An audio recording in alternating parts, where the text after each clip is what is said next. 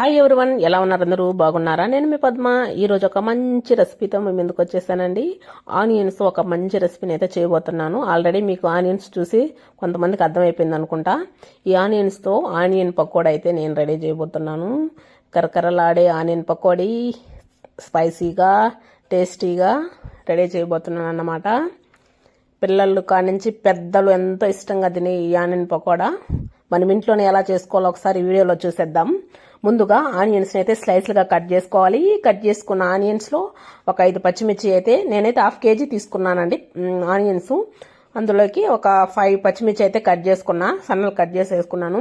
అందులో కొంచెం కరివేపాకు, టేస్ట్కి తగ్గట్టు సాల్ట్ అండ్ ధనియాలు చూపించాను కదా, నేనే తీసుకోవాలి వీడియో, నేనే చేయాలా. మీకు క్రష్ చేసి చూపించలేదు. 2 చేతుల మధ్య పెట్టి క్రష్ చేసి ధనియాలు కూడా కొంచెం వేసుకోండి. నెక్స్ట్ వచ్చి ఇలా వాటర్ అనేది మనకు ఆనియన్స్ నుంచి రావాలి, అలా గట్టిగా క్రష్ చేయండి, కలపండి బాగా. కలిపిన ఈ మిశ్రమంలో జీలకర్ర కొంచెం అండ్ అల్లం పేస్ట్ ఒక 1/2 స్పూను. నెక్స్ట్ వచ్చి గరం మసాలా పౌడర్ కొంచెం యాడ్ చేసుకోండి. అందులోనే కొంచెం కారం, ఆల్రెడీ పచ్చిమిర్చి వేసాం కదా, కారం అనేది కొంచెం లైట్గా వేసుకోండి. టేస్ట్కి తగ్గట్టు కొంచెం స్పైసీ తింటాంలంటే ఎక్కువ వేసుకోండి. ఈ 1/2 kg ఆనియన్స్కి 2 కప్స్ అనేది శనగపిండి పడుతుంది.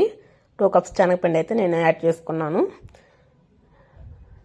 యాడ్ చేసుకున్న తర్వాత ఈ ఆనియన్స్ ఈ శనగపిండి బాగా మిక్స్ అయ్యేలాగా మెత్తగా కలుపుకోండి. వాటర్ ఏమైనా అవసరం లేదు, మనకు ఆల్రెడీ ఆనియన్స్లోనే వాటర్ అనేది కలిపినప్పుడు వస్తుందన్నమాట. నేనైతే వాటర్ ఒక్క డ్రాప్ కూడా యూజ్ చేయలేదు, మీరు కూడా అవసరం లేదు, చేయొద్దు.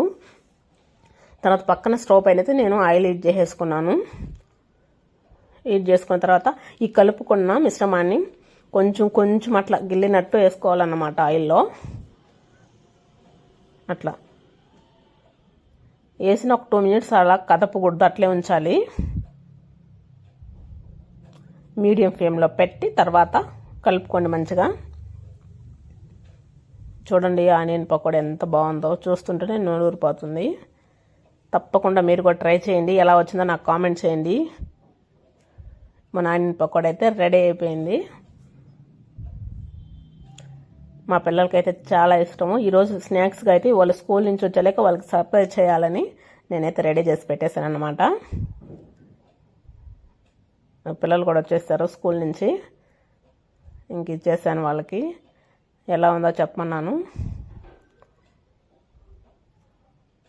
సూపర్గా ఉందన్నారు. మీరు కూడా ఒకసారి తప్పకుండా ట్రై చేసి ఎలా ఉందో చెప్పండి ప్లీజ్. మన వీడియో నచ్చితే like, share, subscribe my channel. Bye.